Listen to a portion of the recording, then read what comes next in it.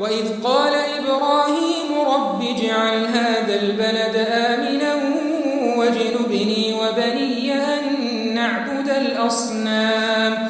رب إنهن أضللن كثيرا من الناس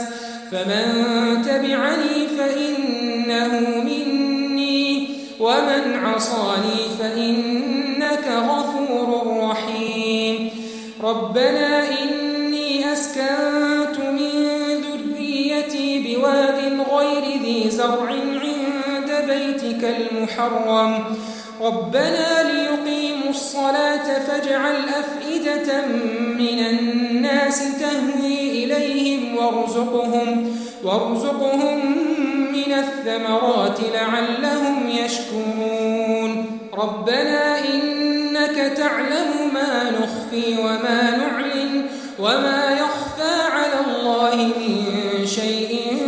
في الأرض ولا في السماء الحمد لله الذي وهب لي على الكبر إسماعيل وإسحاق إن ربي لسميع الدعاء رب اجعلني مقيم الصلاة